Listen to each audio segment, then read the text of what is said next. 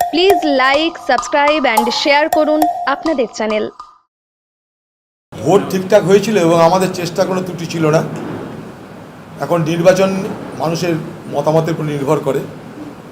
5 বার পরপর জিতেছিলাম, মানুষের দয়া দুয়া আশীর্বাদ সহযোগিতা ছিল, তাই এবার মানুষ মনে করেছে যে হারানো দরকার, তাই মানুষ হারিয়েছে।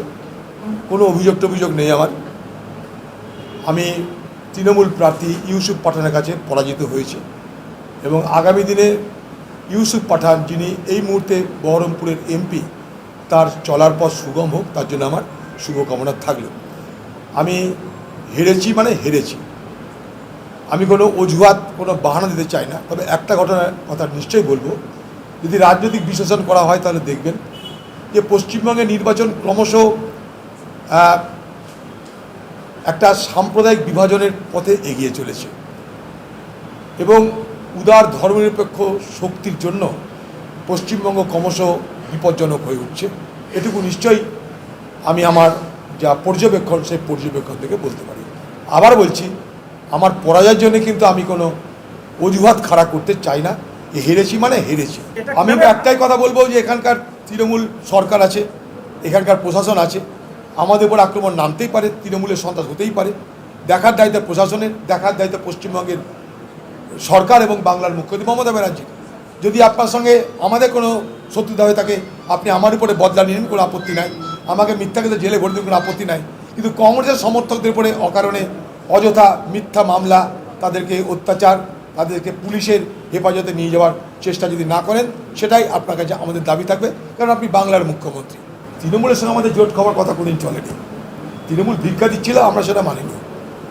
আর এটা সর্বভারতীয় কংগ্রেসের দিকে জিজ্ঞেস করবে। সাম্প্রদায়িক বিভাজন, তার সঙ্গে মানুষকে দেওয়া পাওয়ার রাজনীতি, অর্থাৎ মানুষকে কিছু পাইয়ে দেওয়ার রাজনীতি, এবং তার সঙ্গে সাম্প্রদায়িক বিভাজন, এই দুইয়ের মিক্সচার এই পরিণাম। বিজেপি এখানে সংগঠিত ফোর্স ছিল না। 2019 সালে বিজেপি, আমি তখনও বলেছিলাম, একটা মোদি ইউফোরিয়ায়, মোদিকে নিয়ে একটা যে মোহ তৈরি হয়েছিল, তার প্রভাবে জিতেছিল। তারপরে আমি বারবার বলেছিলাম, বিজেপির কিন্তু পশ্চিমবঙ্গে কোনো সাংগঠনিক ভিত্তি নেই, তাই বিজেপি পরাজিত হওয়ার সম্ভাবনা প্রবল। বিজেপি এই পশ্চিমবঙ্গে দাঁড়াতে পারেনি তৃণমূলের সামনে। অনেক বড় বড় তারা কথা বলেছিল। আমরা কখনো বলিনি যে পশ্চিমবঙ্গে এই নির্বাচনে আমরা সব কিছু দখল করে নেব। আমরা বলেছিলাম, আমাদের উপর যে আক্রমণ হচ্ছে, সেই আক্রমণ থেকে রক্ষা পেতে গেলে এক হয়ে আমাদেরকে পরস্পরকে রক্ষা করতে হবে।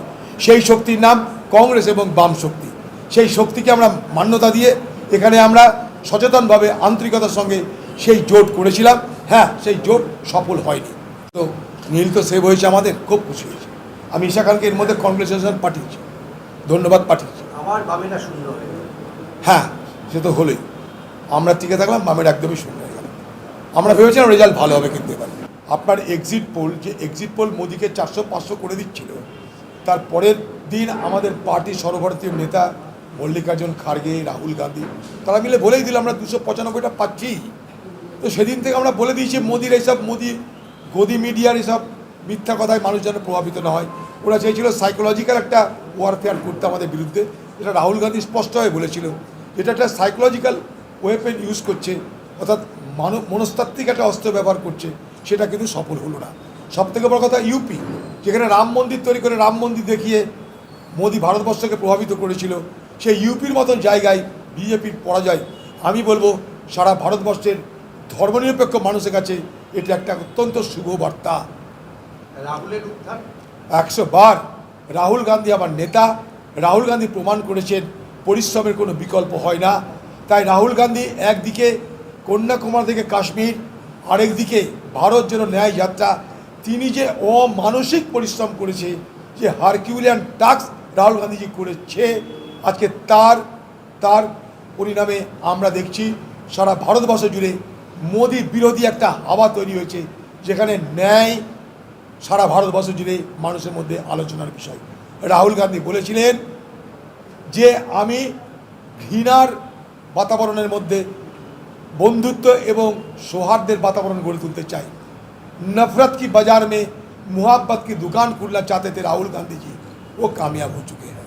ওখানে বিজেপি তার বিরুদ্ধে কোনো প্রার্থী দেয়নি, তাকে কেক ওয়াকিং করার সুযোগ দিয়েছে, সবাই জানে এটা। বসিরহাট আসলে হাজী নুরুল ইসলামে এতটা মার্জিনের জয়। এটা অদ্ভুত লাগছে, অবাক লাগছে, হওয়া উচিত না এটুকু বলতে পারি। মানুষের আমি বললাম তো একটু আগে মেরুকরণ হয়েছে, পশ্চিমবঙ্গে সাম্প্রদায়িক মেরুকরণ হয়েছে বলেই তো দিয়েছি প্রথমে আমি। এবং পশ্চিমবঙ্গ ক্রমশ উদার এবং ধর্মনিরপেক্ষ শক্তি যেন বদ্ধভূমিতে রূপান্তরিত হচ্ছে। এই জিনিস বাংলার জন্য ভালো হবে না, এটুকু আমি বলতে পারি। তবে এই কথা বলার মধ্যে দিয়ে আমি কোনো ঔদ্ধত্য প্রকাশ করছি না, আমার বিবেচনা বোধের কথা বলছি। আমি একজন স্বাধীন নাগরিক হিসাবে আমার মতামত দিচ্ছি।